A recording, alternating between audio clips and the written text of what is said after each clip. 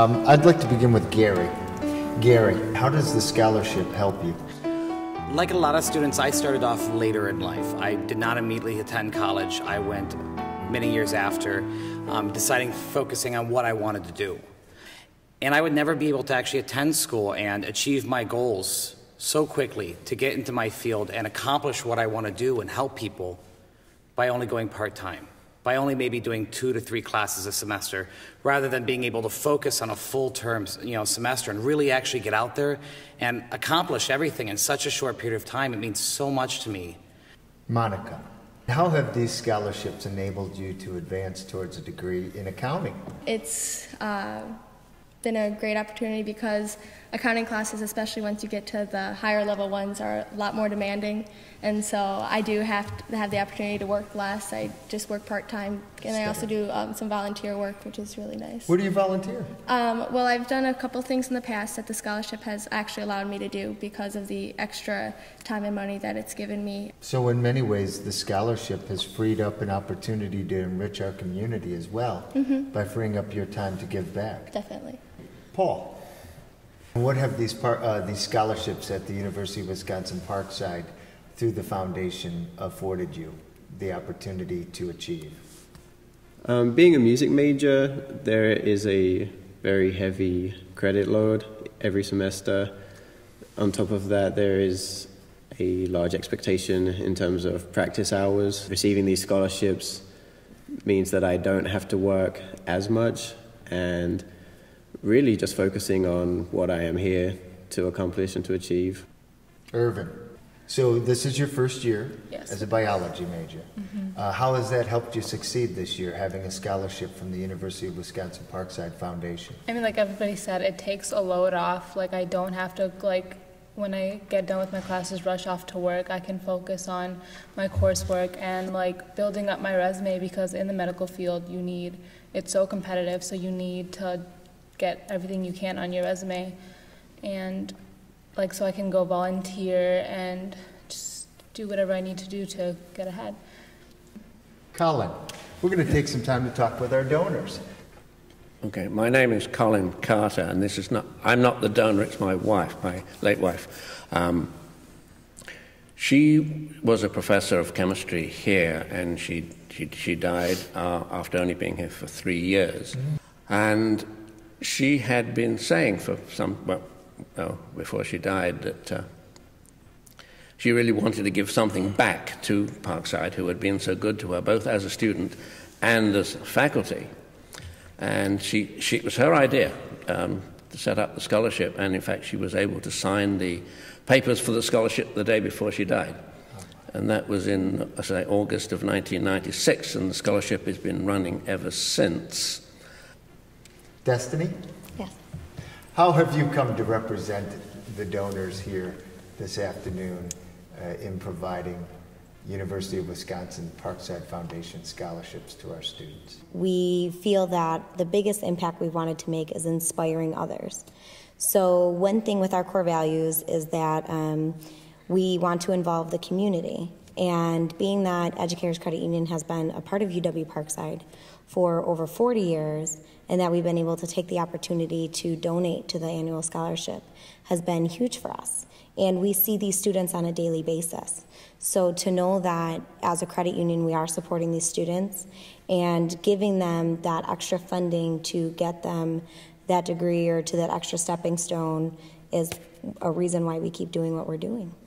Don, how have you come to be a scholarship donor through the University of Wisconsin-Parkside Foundation? Well, up to now, my giving has been more behind the scenes, but I am seriously considering setting up a scholarship for pre-med students to honor Dr. Donald Smith. So, to be clear, you're at a point in your life where you are reflecting on the people that have made a tremendous impact on your career. Right. And you hope to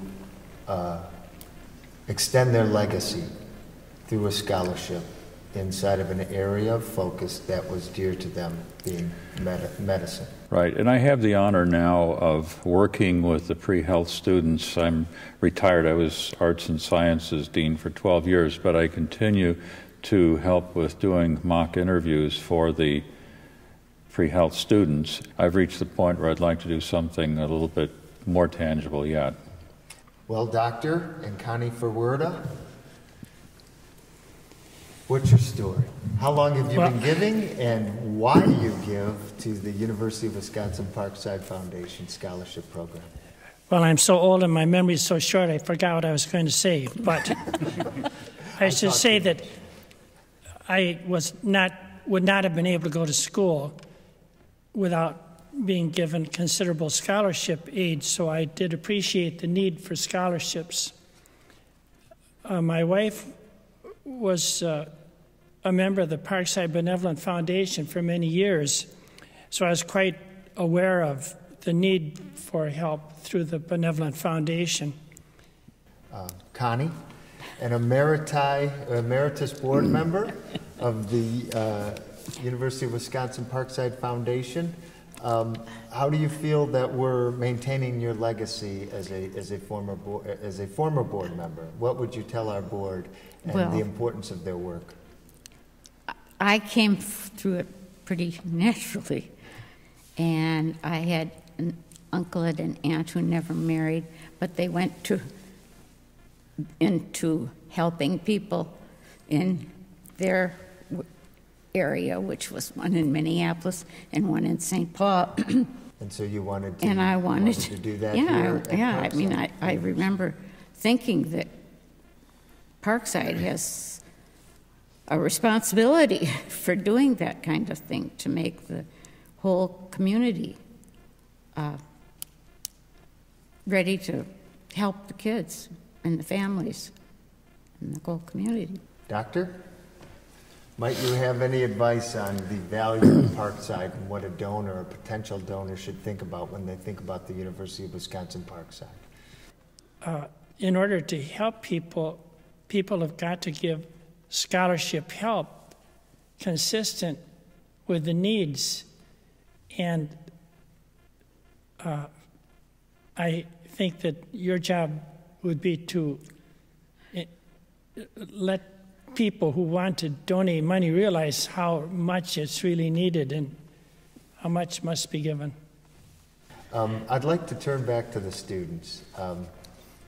Paul, this is your chance to talk directly to your donor as well as everybody else who's receiving a scholarship. You can represent their voice and let them know what it means to have a scholarship. It is a privilege and an honor to be selected as a scholarship recipient. It allows us to focus all of our attention onto the matter of hand, which is to get our degree, to excel in our area of study, and the fact that you want to assist us and encourage us in that is a very special thing. So thank you.